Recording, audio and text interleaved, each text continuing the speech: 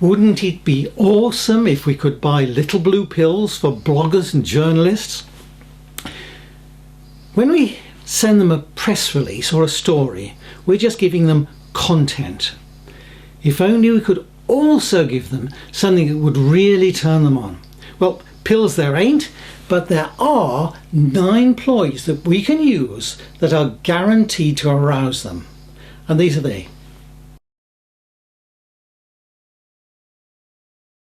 Images. Now, in the past, newspapers looked like this. Today, they look like this.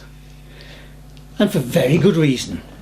Images capture the attention, draw the reader into the story.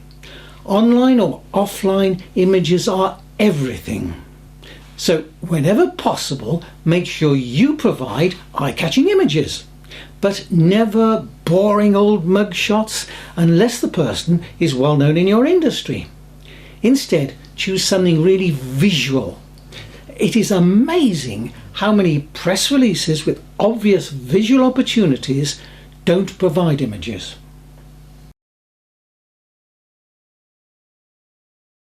Statistics. Journalists and bloggers use them to add weight, add credibility to a story, underlying the importance or the relevance of the topic to their readers. So hey, why not pull those first 2 turn-ons, images and statistics, into a single ploy? Data charts and infographics. A data chart is simply a visual representation of statistics like this. But it must look professional, compelling. So if you can, use a designer. You'll find freelance designers who'll produce good work incredibly cost effectively if you go to websites like Fiverr or Freelancer. Just a few dollars a time. By the way, those links are in the handout that follows this lesson. Now, an infographic goes one further. It's designed to simplify complicated subject matter or to turn an otherwise boring subject into an engaging experience. Bloggers are even more pressed for time than journalists, so they're always looking for ways to cut corners. Providing a well-designed infographic is a sure way to a blogger's heart. Again, use a low-cost designer, or if you've already got some design skills of your own, you can buy ready-made professional-looking elements to assemble your own infographics like these. I bought this bunch from www.bigstockphoto.com. A couple of dollars. Believe me, journalists love them. And a great way to create a vehicle for data charts and infographics? Surveys. Nothing is quite as newsworthy as a survey, and companies that really understand the value of PR conduct surveys simply as a way of creating a story. They can be very efficient in that a well-designed survey can provide material for more than one story. A company called ResearchScape has scoured the wires and reviewed 250 release featuring surveys to identify best practice. To learn how to build better publicity for your organization, why not download their white paper from this website? You don't need to write it down now, it's in the downloadable notes that follow the video. White papers. In the business-to-business environment, white papers are a fantastic lead generating tool. A white paper is an authoritative report or a guide helping readers to understand an issue, solve a problem, or make a decision. Later in the course, I devote a whole lesson to white papers and give you links to a variety of sample papers that I've written for my own clients.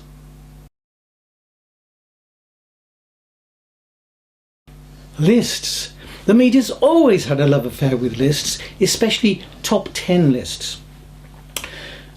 10 ways to kickstart your sustainability efforts. 10 ways to reduce work-related stress. 10 ways to pay for college. The 10 biggest mistakes fathers make when whatever.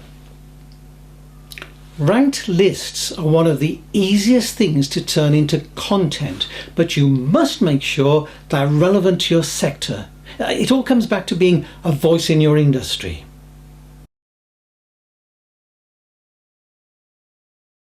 Give them their headline. Remember, I've suggested we should take as much hassle away from the blogger or journalist as possible. So why not make your press release headline one that the blogger can just copy and paste? Look at these press release headlines from the Chartered Institute of Personnel and Development. Employers link staff benefits provision to business strategy, reports CIPD. Now, hey, that one was based around a survey, one of our blue pills. Latest figures show that the labour market continues to generate jobs without triggering worries about inflation. Blacklisting must not happen again, CIPD CEO tells Scottish Affairs Select Committee. Now, try to see them through the eyes of their ultimate readership. Believe me, anyone involved with personnel development will find them compelling. Remember, bloggers are not looking for a punchline, they're looking for a headline.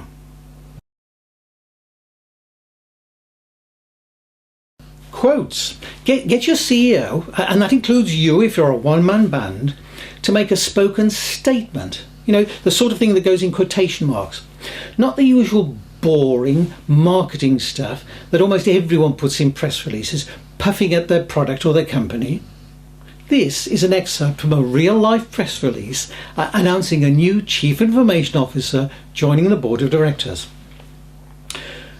We've always had a great information technology, open brackets IT, close brackets group, that is very supportive of our needs. As part of our growth strategy, we see technology being a key driver in the implementation of advanced client services, potential new business units, and now is the time to bring a CIO on board to facilitate. Nobody speaks like that, and how did he say the brackets bit? And never use a sentence beginning with, "We're very excited about," "We're excited to announce," "Excited to welcome." The only conclusion editors and readers can come to from those sort of comments are what an incredibly dull life you must lead. He gets excited about an office move, a new employee. No, you and your company have expertise in your field, so use it. Make quoted statements that are incisive, really informative.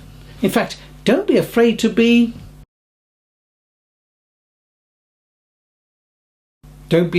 contentious. Once you or your company are beginning to be recognized, you can then start being contentious. Be prepared to speak out on your topic of expertise where your honest opinion runs against the received wisdom. Demonstrate thought leadership. When a Microsoft executive was quoted as saying, "We think it's clear that Google just doesn't want Windows Phone users to have the same experience as Android and Apple users, and that their objections are nothing other than excuses," that got coverage. It comes back to my argument that to be considered a leader, a company must behave like a leader. And that means taking a stand on broad business issues. Don't be a shrinking violet. And you don't have to be a Microsoft, just behave like a Microsoft. Now, remember the case studies? All small companies that behaved big. That's one of the ways they became big. Those 9 points may not sound much, but to a hard-pressed, up against the deadlines journalist or blogger, they're pure Viagra. So next time you compile a press release, consult this list and ask yourself if there's any opportunity to give it sex appeal.